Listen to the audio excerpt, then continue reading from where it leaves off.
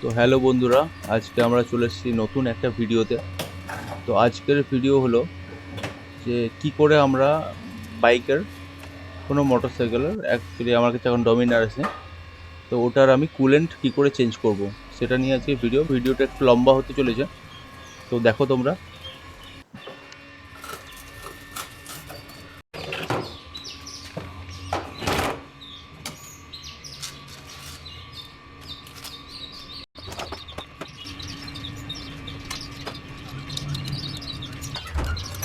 তো প্রথমত আমি এটাতে আমার যে লেগ গার্ডগুলো আছে সেগুলো খুলে নিচ্ছি, আর অবভিয়াসলি ডমিনার যে বেলি প্যান্ট আছে সেটাও খুলতে হবে।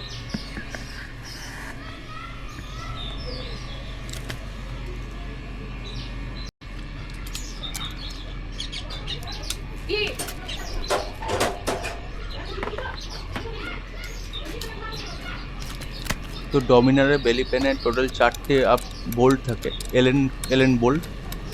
তো সেগুলি খুলতে হচ্ছে, দুটো দু সাইডে থাকে আর দুটো সামনের দিকে থাকে।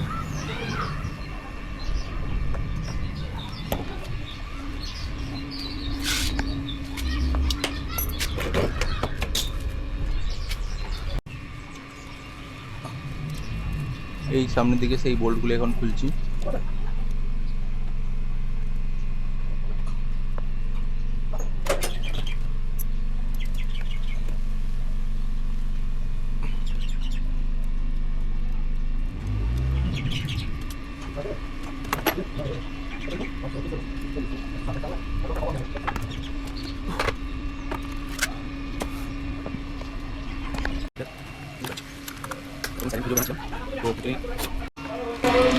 এটা কিনে এলাম, এটা হলো ইঞ্জিনাইজ। তো লেগ গার্ড আর বেলি প্যান খোলার পরে আমাকে খুলে নিতে হবে রেডিয়েটারের যে রিজার্ভার আছে সেটা আমাকে খুলে নিতে হবে।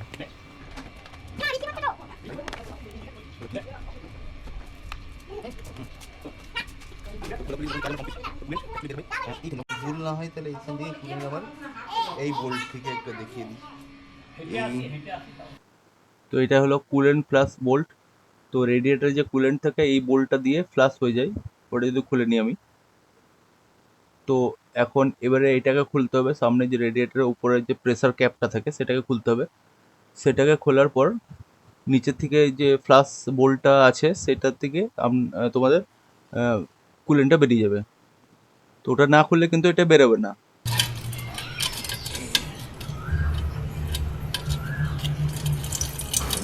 তো এই যে আমি এটা খুলে নিলাম। তো তোমরা দেখো নিচের দিকে কুলেন্ট আমার বেরিয়ে গেল, পুরো কুলেন্ট আমার ড্রেন হয়ে গেল। তো তারপরেও কিছু স্টেপস আছে, সেগুলো পরে বলছি। মানে কুলেন্ট খুলে নিয়ে পরে যে আমি কুলেন্ট আবার নতুন কুলেন্ট ঢেলে দেবো, এটা কিন্তু হয় না। মানে পুরোনো কুলেন্টটা একদম ফ্লাশ আউট করতে হয়, তবেই নতুন কুলেন্ট ঢালা হয়। তো তার কিছু কিছু পদ্ধতি আছে। তো কুলেন্ট ফ্লাশ হওয়ার পরে আমি যে আমার ড্রেন বোল্টটা আছে সেটা অবশ্যই লাগিয়ে দেবো, কেননা ওটাই বারবার ভুল হয়। আমি যদি নতুন কুলেন্ট ঢালি বা ডিস্টিল ওয়াটার ঢালি, তখন ওটা দিয়েই আমার ডিস্টিল ওয়াটার বেরিয়ে যেতে পারে। ওই জন্য এটাই ভুল হয় সাধারণত, ওই জন্যই বলছি। এটা তোমরা একদম কনফার্ম হয়ে লাগিয়ে নিও। তো তারপরে আমরা ডিস্টিল ওয়াটার ফিল করছি আমার রেডিয়েটারে। আমি ট্যাপ ওয়াটার ইউজ করব না, কারণ ট্যাপ ওয়াটারে বিভিন্ন রকম মিনারেলস থাকে। তো ট্যাপ ওয়াটারে করলে আমার রেডিয়েটারের ভিতর রাস্টিং হতে পারে, তাই আমি ডিস্টিল ওয়াটার ইউজ করব।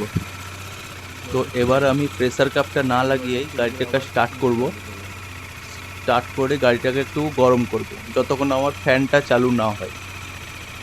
তো ফ্যান চালু হলে কি হবে, আমার যে ডিস্টিল ওয়াটারটা কুলেন্টের যে পাইপ লাইনে আছে ইঞ্জিনের মধ্যে সেটার মধ্যে যাবে, এবং পুরো পাইপ লাইনটাকে ক্লিয়ার করে আবার সেই ডিস্টিল ওয়াটারটা আমার রেডিয়েটারের মধ্যে আসবে। দেখো এবার আমার ফ্যান চালু হয়ে গেছে। তো ফ্যান চালু হওয়ার মানে ওটা হলো যে আমার কুলেন্টের পাইপ লাইনের মধ্যে যাবে ইঞ্জিনের ভিতরে, আবার ওটা রেডিয়েটারে ব্যাক করবে। তো এর ফলে আমার পুরো রেডিয়েটারের লাইনিংটা, যে পাইপ লাইনিংটা যেটা আছে সেটা আমার ক্লিয়ার হয়ে যাবে ডিস্টিল ওয়াটার দিয়ে, এবং রাস্টিংও হবে না ডিস্টিল ওয়াটারের জন্য।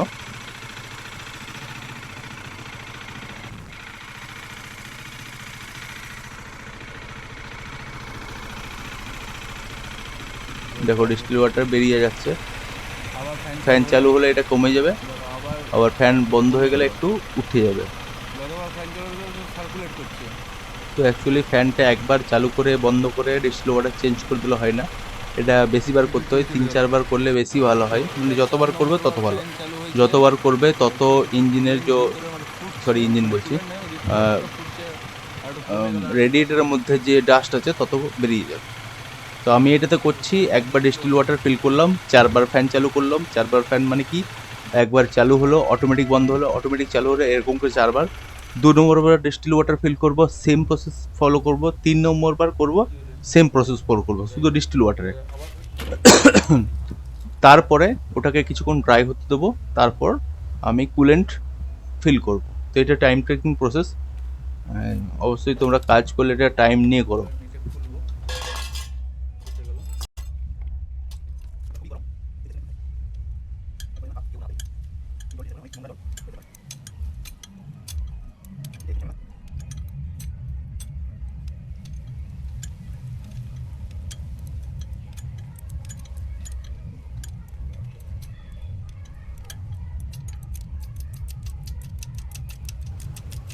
তো 4 বার আমার ফ্যান চালু হয়ে যাওয়ার পরে আমি গাড়িটাকে বন্ধ করলাম।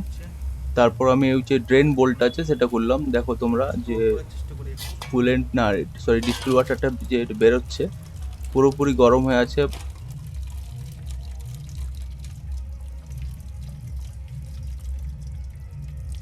গরম ডিস্টিল ওয়াটারটা একদম বের করে দেওয়ার কারণ হলো, যখন ডিস্টিল ওয়াটারটা গরম থাকে তখন, বা যে কোনো জিনিস কুলেন্টও যদি গরম থাকে, তো সমস্ত ডাস্ট পার্টিকেল যত আছে সেগুলো একসঙ্গে নিয়ে বেরিয়ে যায়। ঠান্ডা হয়ে গেলে কী হয়, ডাস্ট পার্টিকেলগুলো জমে যায়, ঠান্ডা হয়ে গেলে ড্রেন করার কোনো মানা হয় না। তাই গরম অবস্থাতে ডিস্টিল ওয়াটারটা ড্রেন করো। 3-4 বার না করলে হয় 2 বার ডিস্টিল ওয়াটারে ফিল করে তোমরা 4 বার করে ফ্যান চালিয়ে করো। তারপরে কুলেন্ট ঢালো, ওকে, কোনো অসুবিধা হবে না ওটাতে।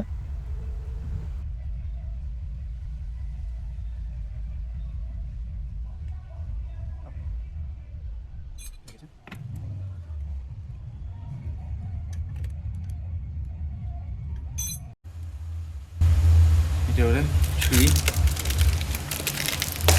একটা চাবি রিং আছে। যাই হোক, রাত হয়ে গেল করতে করতে অনেক টাইম।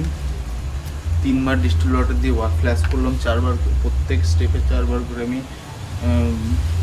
ফ্যান ঘোরালাম যাতে কোনো ডাস্ট না থাকে ভিতরে। এবার এটাকে খুলি, নাইস, দেখি কেমন কাজ করে। 2100 টাকা দাম, 2100 রুপি নাইসের। আচ্ছা ঠিক আছে, এবারে এটাকে আমি সিল খুলি। বাহ, দেখে তো ওরা একটু ফ্ল্যাশটা চালো, অসুবিধা আছে। এটা আমি পরিষ্কার করে নিয়েছি, একদম পরিষ্কার করে নিয়েছি। এবারে এটা ঢালবো আমি ইঞ্জিনাইজ।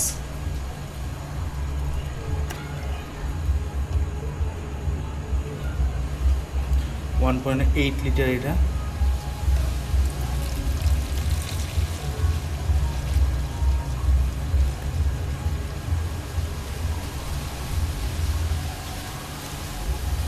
$1.8 লিটার ইঞ্জিনাইজ ঢাললাম আগে,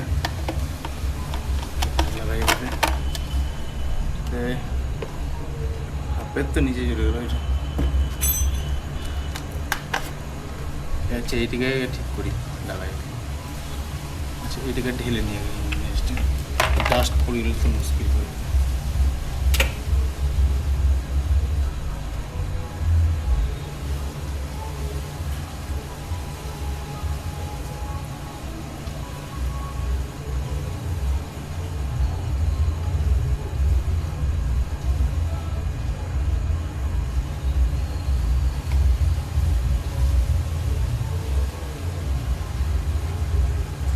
হয়ে গেছে। আচ্ছা এইটাতে একটা কাজ করি, এটাতে ইঞ্জিনাইজ ঢেলে ক্লিন করি রিজার্ভেটর, যাতে জল না থাকে এক ফোঁটাও। বারবার বলে দিয়েছি যাতে জল এক ফোঁটাও ভেতরে না থাকে, এক ফোঁটা তো থাকবেই জল ভিতরে। এক কাজ করি, একটু ইঞ্জিনাইজ ঢালি,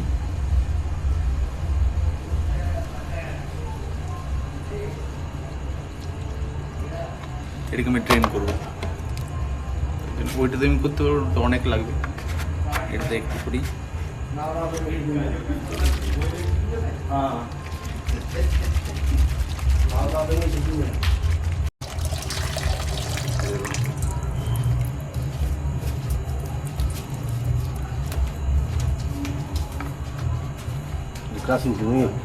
না না, এটা কুলেন্ট বোর্ডে।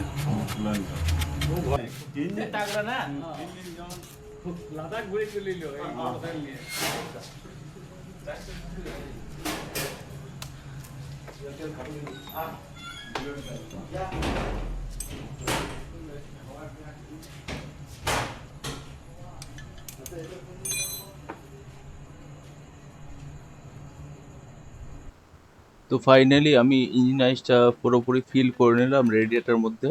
তো এখনও কাজ শেষ হয়নি। তো এটা করার জন্য প্রথমে গাড়িটাকে একবার স্টার্ট করতে হবে। আমি প্রেসার ক্যাপটা এখনও লাগাবো না, গাড়িটা স্টার্ট করে নেওয়ার পরে যতটুকু ইঞ্জিন আইস মানে যতটুকু আমার কুলেন্ট কমবে সেটা আবার ঢালতে হবে। পুরোপুরি একদম ফুলফিল করতে হবে না, একটু মানে যে ক্যাপের যে চুকু জায়গা সেটাকে বাদ রেখে বাকিটাকে করতে হবে, ফিল করতে হবে। স্টার্ট রেখে কিছুক্ষণ স্টার্ট রাখতে হবে, যতটুকু কমবে ততটুকু ফিল করতে হবে, তারপর ক্যাপটাকে লাগাতে হবে। তো ভিডিওটা অনেক লম্বা হয়ে যাচ্ছে, তাই বাকি স্টেপসগুলো দেখালাম না। তো বাকি স্টেপসগুলো আর কিছুই না, যেগুলো দেখালাম সেগুলোই করবে। তারপর আমি যেগুলো খুলেছিলাম আগে, আমার লেগ গার্ড, বেলি প্যান আর রেডিয়েটার রিজার্ভারটা, সেটা আবার লাগিয়ে দিতে হবে। তো এখন কি করছি, রেডিয়েটারের যে রিজার্ভারটা আছে সেটা একবার ইঞ্জিন আইস কুলেন্টটা দিয়ে একটু ঝাঁকিয়ে নিয়ে ওটাকে ড্রেন করে দিচ্ছি। তার জন্য কি হবে, ভিতরে যে আমার ডিস্টিল ওয়াটার রয়েছে সেটা বেরিয়ে যাবে। তো থ্যাংক ইউ, খুব ধন্যবাদ ভিডিওটা দেখার জন্য। Please like, comment and subscribe.